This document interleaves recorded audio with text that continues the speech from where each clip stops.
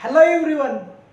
Green world foundation's Arya academy English medium school आणि junior कॉलेजच्या वतीने मी आपल्या सर्वांचे स्वागत करतो. जर आज जे काही बेसिक फाउंडेशन फिजिक्सचं जे काही दुसरं लेक्चर आहे तर त्यामध्ये आपण फोर्स बघणार आहोत. तर या आधीचं जे काही लेक्चर होतं तर त्यामध्ये आपण डिस्टन्स आणि displacement, speed and velocity, mass and weight यांच्यामधील बेसिक डिफरन्स बघितला आणि नंतर काय बघितलं, मोमेंटम बघितलं. आता हे जे काही लेक्चर आहे यामध्ये आपण काय बघणार आहोत तर force. Force is nothing but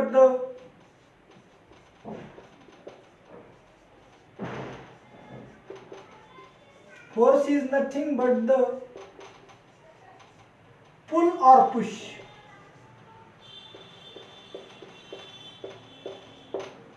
first of all जी काही बॉडी आहे तर त्याच्या दोन स्टेट आहे. एक तर बॉडी काय असेल, in the state of rest असेल किंवा in the state of motion असेल. फॉर एक्झाम्पल हे डस्टर आहे. हे डस्टर काय केलं, माझ्या हातावर ठेवलेलं आहे, म्हणजेच काय, is in the state of rest. जर याला मोशनमध्ये आणायचं असेल तर मला काहीतरी काय करावं लागणार आहे, फोर्स अप्लाय करावं लागणार. मी याला काय केलं, पुल केलं, म्हणजेच काय, काहीतरी फोर्स अप्लाय केला. म्हणजेच काय, जे काही रेस्टला होतं ते आता कसं होतं, मध्ये काही टाइमसाठी ते काय झालं, मोशनमध्ये आलं. तसंच आहे, सपोज आपली गाडी जर बंद पडलेली असेल तर गाडी बंद पडलेली असेल तर ती काय असेल, in the state of rest असेल. आणि तर त्यानंतर आपण गाडी पुश केली, म्हणजेच काय केलं, आपण त्याला फोर्स अप्लाय केला आणि नंतर ती काय होती, त्याची स्टेट चेंज करते. म्हणजेच काय, in the state of rest होती आणि नंतर कुठे गेली, in the state of motion मध्ये गेली. म्हणजे पुश केल्यानंतर ती काय होती, काहीतरी त्याची मोशन होते. Okay, this is all about the force. म्हणजेच म्हणून force is nothing but the pull or push. तर यामध्ये बेसिक फंडामेंटल फोर्सेस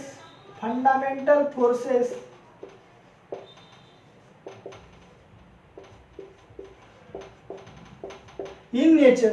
आता जे काही फंडामेंटल फोर्स म्हणजे मूलभूत फोर्स जे काय आहे तर ते classified according to their interactions.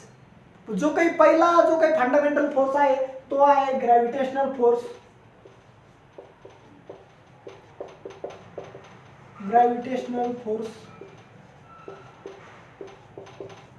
Second one is electromagnetic force.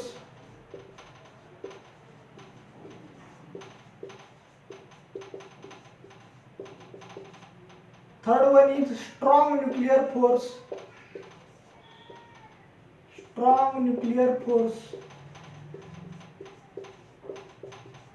And fourth one is weak nuclear force.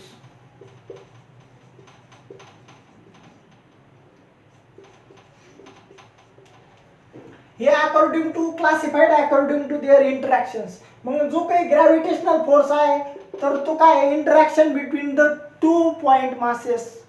म्हणजेच काय, जे दोन काही पॉइंट मासेस आहे तर त्यांच्यामधील जे काही इंटरॅक्शन असेल तर ते कशामध्ये पाहायला भेटेल आपल्याला, ग्रॅव्हिटेशनल फोर्स. त्यांच्यामध्ये जो काही फोर्स असेल तो कोणता असणार आहे, gravitational force. Next one is what, electromagnetic force. Electromagnetic force जो काय आहे तर त्याच्यामध्ये interaction between the electrically charge particle. जे काही इलेक्ट्रिकल चार्ज पार्टिकल आहे त्यांच्यामध्ये असणारा जो काही फोर्स असलेला आहे तो आपल्याला कशामध्ये पाहायला भेटेल, इलेक्ट्रोमॅग्नेटिक फोर्समध्ये पाहायला भेटेल.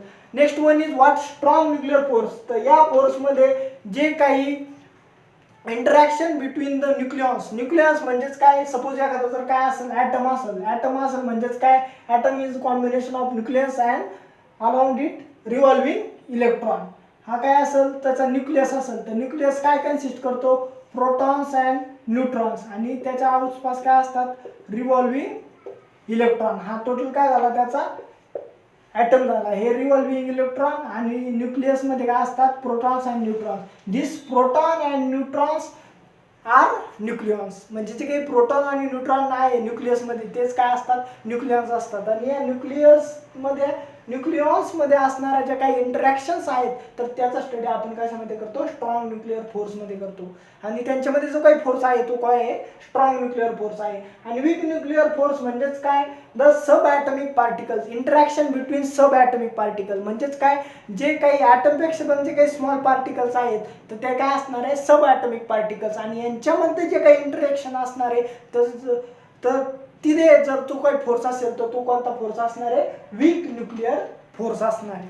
तर हे जे काही ते 3 फोर्स आहे, इलेक्ट्रोमॅग्नेटिक फोर्स असेल, स्ट्रॉंग न्यूक्लिअर फोर्स असेल, वीक न्यूक्लिअर फोर्स आहे. तर हे ज्या वेळेस आपण ॲक्च्युअल 11चा सिलेबस स्टार्ट करणार आहे तर त्यावेळेस ते बघणार आहोत. आता फर्स्ट ऑफ ऑल जो काय आहे आपला तो काय बघणार आहोत, ग्रॅव्हिटेशनल फोर्स. याच्याबद्दल तुम्हाला ऑलरेडी माहिती आहे, 9th आणि 10th स्टँडर्डला ग्रॅव्हिटेशन चॅप्टर तुम्हाला आहे. तर त्यावरून ग्रॅव्हिटेशनल फोर्स बद्दल डिटेल माहिती आपण काय करणार आहोत या लेक्चरला बघणार आहोत.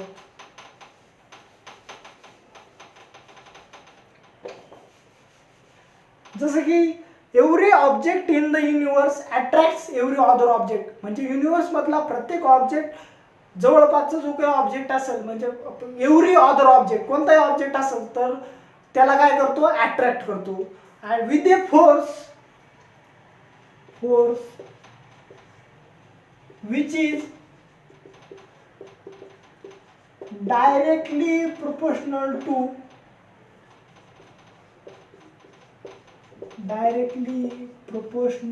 to product of their masses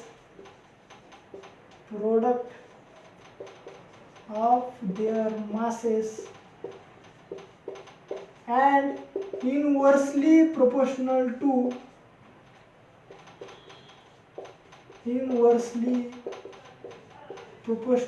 to square of distance between them.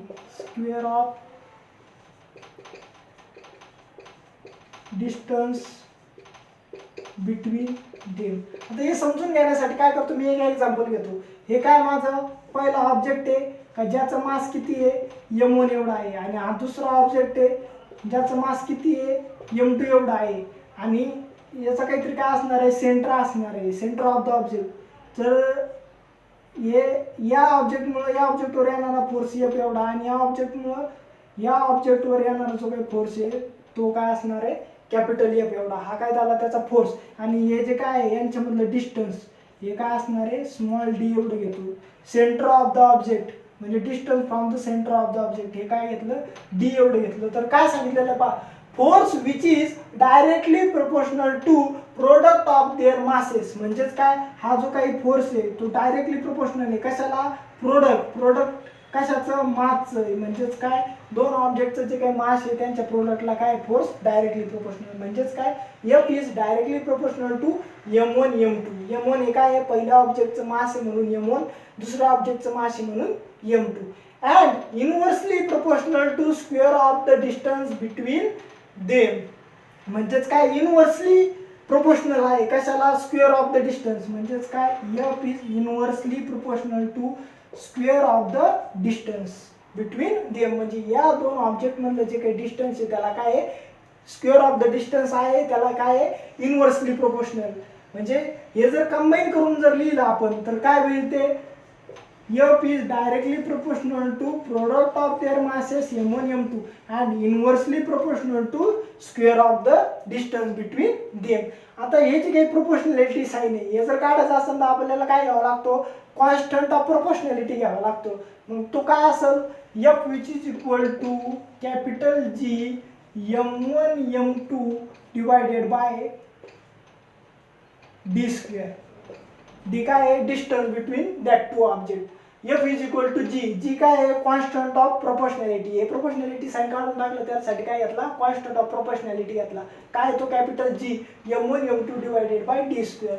मग हा G याला काय म्हटलं जातं, universal gravitational constant.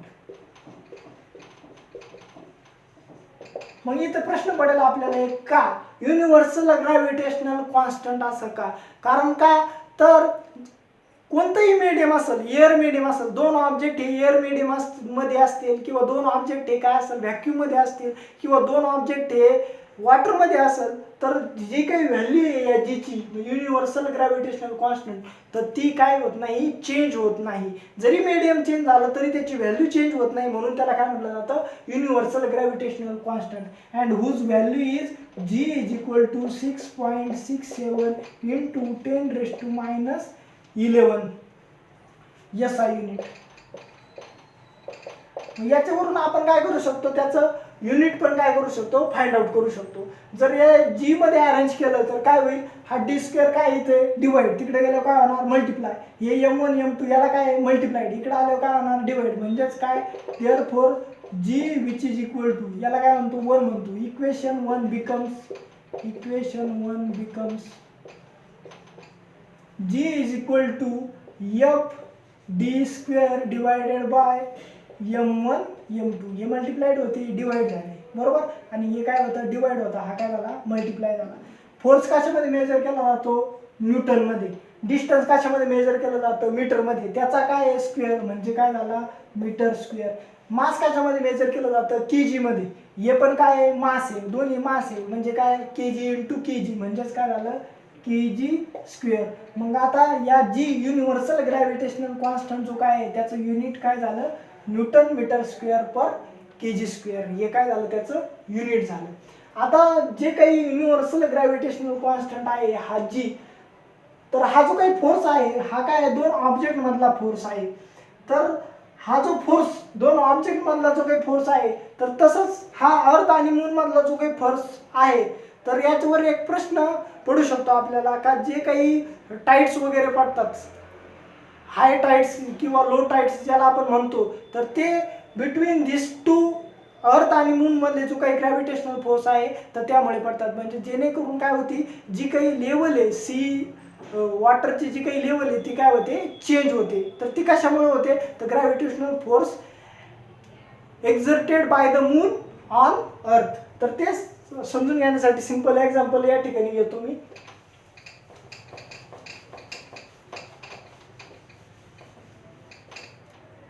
This is earth. जसं की आपल्याला माहितच आहे का अर्थ ही काय करते स्वतःभोवती रिव्हॉल्व होते, आणि most of the part is covered by sea, म्हणजेच काय वॉटरने कव्हर केलेलं आहे. ही काय आहे अर्थ, आणि काय आहे वॉटरने कव्हर केलेलं, आणि इथं काय आहे moon. This is moon and this is earth. आता काय मून अट्रॅक्ट्स अर्थ आणि अर्थ ऑल्सो अट्रॅक्ट्स मून. म्हणजेच काय मून अर्थला अट्रॅक्ट करल आणि अर्थ सुद्धा काय करल मूनला अट्रॅक्ट करल टुवर्ड्स इटसेल्फ. तर काय होतं ज्यावेळेस the force which is exerted by the moon on earth, इथं काय करायचं कन्सिडर आपल्याला फक्त मूनने जो काही अर्थवर फोर्स एक्झर्ट केलेला आहे तोच बघायचा आहे. तर यामध्ये जे काय आहे, तर फोर्स एक्झर्ट केल्यानंतर सपोज मी इथं काय घेतला एक पॉईंट घेतला, इथं काय घेतला एक पॉईंट घेतला A which is near to the moon. Moon पासून काय आहे जवळ आहे. नंतर काय आहे सेंटर ऑफ द अर्थ, त्यात तिथं काय घेतला मी बी हा पॉईंट घेतला. आणि नंतर काय फार फ्रॉम द मून, मूनपासून लांब असणारा जो काही पॉईंट आहे तो काय घेतला सी हा पॉईंट घेतला. तर जो काही ए हा पॉईंट आहे अर्थ मूनचं जे काही ग्रॅव्हिटेशनल फोर्स आहे, तर त्यामुळे काय होणार आहे हे काय होणार आहे थोडंसं बाहेरच्या साईडला काय होणार आहे मूनच्या साईडला काय होणार आहे बल्ज होणार आहे. म्हणजेच काय याचे काही ए पॉईंट हा काय होणार आहे अट्रॅक्ट होणार आहे टुवर्ड्स व्हॉट मून. मग ते कसं होईल लाईक दिस, आणि हे काय असणार आहे अर्थ असणार आहे.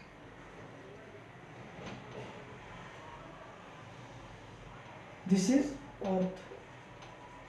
हा पॉइंट काय झाला आता अर्थने काय केला बल्ज केला, म्हणजेच काय अट्रॅक्ट केलं. अट्रॅक्ट केल्यानंतर काय होईल ही अट्रॅक्ट होईल मूनकडे अट्रॅक्ट होईल ए हा पॉईंट. त्याचा ए कम्पेअरचा जो काही बी पॉईंट आहे हा बी पॉईंट काय आहे, याची काय अर्थची रेडिएशन ती किती आहे 6400 किलोमीटर एवढी आहे. म्हणजेच काय एवढं डिस्टन्स इन्क्रीज होत आहे. डिस्टन्स जर इन्क्रीज होत आहे तर फोर्स काय त्याच्या इनवर्स प्रोपोर्शन मध्ये, म्हणजेच काय डिस्टन्स इन्क्रीज झालं तर फोर्स काय होणार आहे डिक्रीज होणार आहे, आणि मास इन्क्रीज झालं तर फोर्स पण काय होणार आहे इन्क्रीज होणार आहे. म्हणजेच काय एक क्वांटिटी जर इन्क्रीज होत असेल तर दुसरी क्वांटिटी पण इन्क्रीज होत असेल तर हे काय झालं डायरेक्ट रिलेशन. आणि इनवर्स रिलेशन म्हणजेच काय एक क्वांटिटी इन्क्रीज होते तर दुसरी क्वांटिटी काय होते डिक्रीज होते. हे काय झालं त्यांचं इनवर्स रिलेशन. म्हणजे डिस्टन्स वाढलं तर फोर्स काय होणार आहे डिक्रीज होणार आहे. म्हणजेच काय तर डिस्टन्स इन्क्रीज झालं तर फोर्स डिक्रीज होणार आहे, आणि डिस्टन्स जर डिक्रीज झालं तर फोर्स काय होणार आहे इन्क्रीज होणार आहे. आता हे डिस्टन्स काय झालं इन्क्रीज झालं म्हणजे फोर्स काय होणार डिक्रीज होणार. डिक्रीज होणार म्हणजेच काय ये जे काही बी पॉईंट अट्रॅक्ट होणार आहे तो किती होणार आहे ॲज कम्पेअर टू ए, हा बी पॉईंट काय होणार आहे थोडा अट्रॅक्ट होणार आहे, म्हणून हा इथं काय झालेला थोडा अट्रॅक्ट झालेला दाखवला. पण as compare to C, C हा पॉईंट मूनपासून काय आहे फारच लांब आहे, मग तो तेवढा अट्रॅक्ट होईल का, नाही होणार, तो काय होईल एकदम नॉर्मली अट्रॅक्ट होईल. मग तू काय केला थोडासा शिफ्ट झालेला दाखवला. म्हणजेच काय जे काही इथं जे काही स्पेस तयार झालेलं आहे हे जे काय आहे तर हे काय असणार आहे हाय टाइड्स. म्हणजे सी लेवल कशी चेंज होते तर त्याच्या मागे कारण काय आहे तर gravitational force exerted by the moon on what अर्थ. आणि इथं काय असणार आहे लो टाइड्स असणार आहे. म्हणजे 24 तासामध्ये इथं किती भेटले तुम्हाला 2 हाय टाइड्स अँड 2 लो टाइड्स. इथं काय असणार आहे लो टाइड्स असणार आहे आणि या ठिकाणी काय असणार आहे हाय टाइड्स असणार आहे. तर हे कशामुळे तर gravitational force exerted by the moon on earth. म्हणजे काय तर ग्रॅव्हिटेशनल फोर्स जो काही मूनमुळे जो काही ग्रॅव्हिटेशनल फोर्स एक्झर्ट झालेला आहे कोणावर तर अर्थवर, त्यामुळे ते होत आहे. ओके. तर आता नेक्स्ट वन इज व्हॉट, जर दोन ऑब्जेक्ट जर आपण घेतले, हा एक ऑब्जेक्ट आहे आणि हा एक ऑब्जेक्ट आहे. ओके. दोघांचं मास जर किती आहे 1 kg एवढं घेतलं आणि दोघांमधलं डिस्टन्स जर मी किती घेतलं 1 मीटर एवढं घेतलं तर फोर्स काय येईल तर ते आपण समजून घेऊ. हे काय आहे M1 हा पहिला ऑब्जेक्ट आहे ज्याचं मास किती आहे 1 kg एवढं आहे. हा दुसरा ऑब्जेक्ट आहे याचं मास पण किती आहे 1 kg आहे M2. आणि यांच्या दोघांमधलं डिस्टन्स किती आहे तर 1 मीटर एवढं आहे. आणि the direction of a force is always along the line joining the force. म्हणजेच काय जे काही फोर्सची डायरेक्शन असणार आहे ती always along the line joining the two centre of the object. म्हणजे काय सेंटर ऑफ द ऑब्जेक्टला काय करणार आहे directed along the line centre of the object. म्हणजे जी काही लाईनची किंवा डायरेक्शन ऑफ द फोर्स आहे ती अलॉंग दिस लाईन असणार आहे from the centre of the object. जर आता हे यांना सेंटर असेल तर म्हणजे रेग्युलर शेप असेल तर इरेग्युलर शेप असेल तर काय असणार आहे directed along the centre of the mass. म्हणजे त्यांचं सेंटर ऑफ द मास काय असणार आहे तर centre of mass is nothing but the point at which whole mass of the body suppose to be concentrated. म्हणजे जर आता हे डस्टर जर घेतलं मी ओके तर हे डस्टर आहे. आता हे काय याला काही रेग्युलर शेप वगैरे नाही आहे तर मग आता इथं एक पॉईंट राहील का त्या पॉईंटला काय असणार आहे whole mass of the body suppose to be concentrated.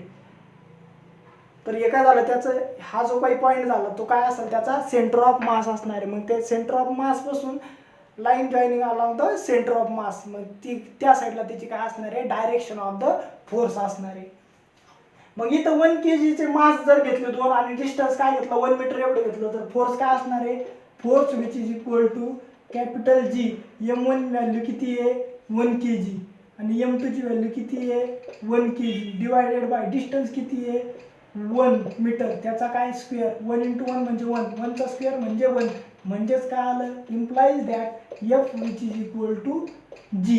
F is equal to G म्हणजेच काय तर F which is equal to G ची व्हॅल्यू किती आहे 6.67 × 10⁻11 न्यूटन मीटर स्क्वेअर पर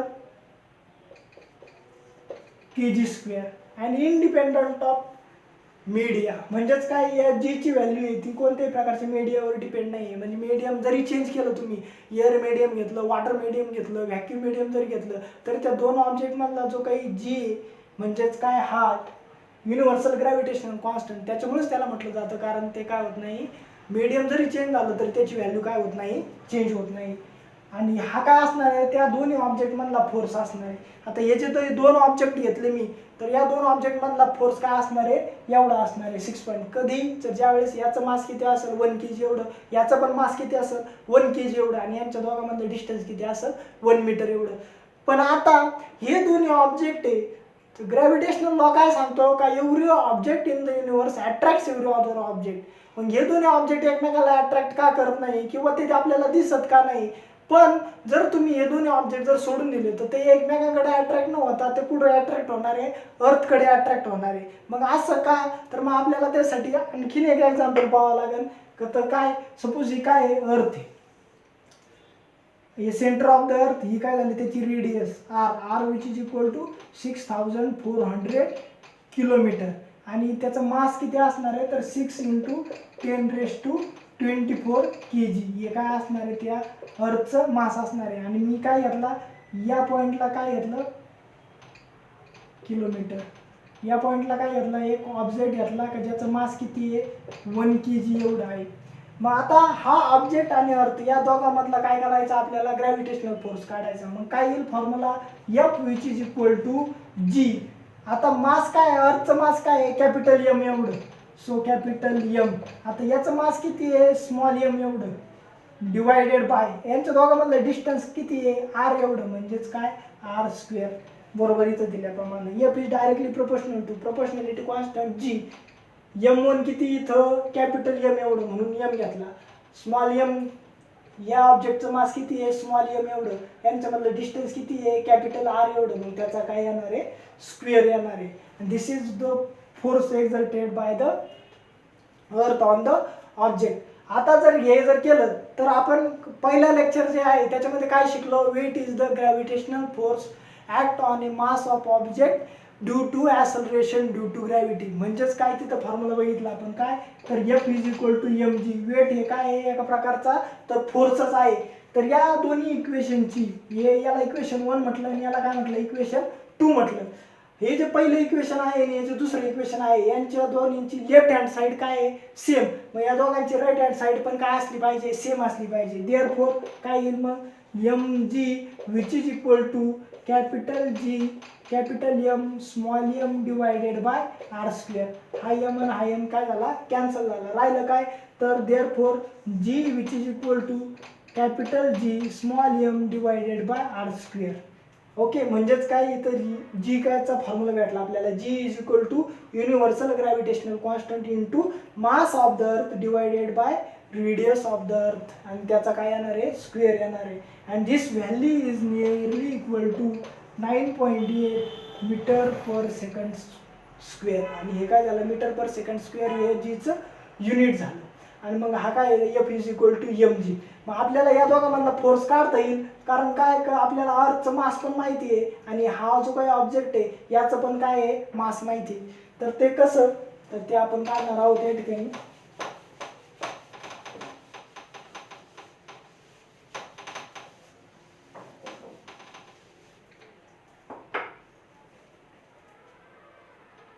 काय पहा F which is equal to m into G. Mass किती आहे 1 kg इंटू G ची व्हॅल्यू किती आहे 9.8 metre per second square. kg into meter per second square म्हणजेच काय न्यूटन, म्हणजे 1 इंटू 9.8 म्हणजेच काय ती 9.8 न्यूटन. हा काय झाला फोर्स. म्हणजे ज्या वेळेस अर्थ आणि ऑब्जेक्ट घेतला त्यांच्यामधला फोर्स किती झाला हा पेन आणि अर्थ या दोन्ही मधला फोर्स किती झाला 9.8 न्यूटन. आणि हे जे दोन्ही ऑब्जेक्ट होते या दोन्ही ऑब्जेक्ट मधला फोर्स किती झाला 6.67 इंटू 10⁻11 सॉरी इथं काय आहे न्यूटन फोर्स काय आहे न्यूटन आणि जीचं युनिट काय आहे newton metre square per kg square. जीचं unit newton metre square per kg square आहे आणि फोर्सचं युनिट काय आहे न्यूटन आहे. F is equal to 6.67 into 10⁻11 newton. मग आता -11 म्हणजेच काय तर एवढे नंबर लाईनला 11 डिजिट आपल्याला काय जायचं आहे लेफ्ट हँड साईडला जायचं आहे. म्हणजेच काय तेवढा स्मॉल हा नंबर आहे. म्हणजे हा जो काही फोर्स आहे या दोन्ही ऑब्जेक्टमधला जो काही फोर्स आहे हा फोर्स काय आहे खूप स्मॉल आहे ॲज कम्पेअर टू अर्थ आणि ऑब्जेक्टमधला जो काही फोर्स आहे. त्याच्यामुळं ज्यावेळेस आपण ऑब्जेक्ट काय करतो रिलीज करतो तर त्यावेळेस हे दोन्ही एकमेकांकडे अट्रॅक्ट होत नाही. मग यांच्यामध्ये फोर्स नसतो का तर फोर्स असतो पण तो अर्थचा जो काही ग्रॅव्हिटेशनल फोर्स आहे त्याचे काय असतो कमी असतो खूपच कमी असतो. म्हणून हे दोन्ही एकमेकांकडे अट्रॅक्ट न होता दोन्ही पण कुठे अट्रॅक्ट होत्या अर्थकडे अट्रॅक्ट होत्या. तर याच्यासाठी हे सगळं समजून घेण्याची गरज होती का दोन ऑब्जेक्ट जर आपण घेतलं तर त्यामध्ये पण ग्रॅव्हिटेशनल फोर्स असतो पण तो काय असतो कमी असतो. आणि अर्थ आणि ऑब्जेक्ट जर घेतला तर त्यामध्ये असणारा जो काही ग्रॅव्हिटेशनल फोर्स आहे तर तो काय असतो 9.8 न्यूटन. म्हणजे याच्या कम्पेअर टू हा जो काही फोर्स आहे तो हा जो फोर्स जो काय आहे तो काय असतो लार्ज असतो. तर ग्रॅव्हिटेशनल फोर्समध्ये आपण काय काय शिकलो तर first is what this force is attractive, म्हणजे तो फोर्स काय आहे, अट्रॅक्टिव्ह आहे. आणि जे काही बाकीचे जे काही फोर्स मी सांगितले, म्हणजेच काय असेल, इलेक्ट्रोमॅग्नेटिक फोर्स असेल, स्ट्रॉंग न्यूक्लिअर फोर्स असेल, वीक न्यूक्लिअर फोर्स असेल, तर यांच्यामध्ये तो काय आहे, weak. First one is what, gravitational force is attractive, always attractive. Next one is what, weak as compare to the other fundamental forces. जे काय इलेक्ट्रोमॅग्नेटिक फोर्स असेल, स्ट्रॉंग न्यूक्लिअर फोर्स असेल, वीक न्यूक्लिअर फोर्स असेल, तर त्यांच्या compare to हा काय आहे, weak. Third one is what, infinite range. त्याची जी काही रेंज आहे तर ती काय आहे, इनफानाईट रेंज आहे. आणि जे काही structure of the universe is govern by this gravitational force. जे काही ग्रॅव्हिटेशनल फोर्स आहे, स्ट्रक्चर ऑफ द युनिवर्स जे काय आहे तर ते गवर्न केलेलं आहे कशाने, तर ग्रॅव्हिटेशनल फोर्सने. तर हा व्हिडिओ जर तुम्हाला आवडला असेल तर नक्कीच लाईक करा, शेअर करा आणि सबस्क्राईब करा चॅनलला. Thank you very much.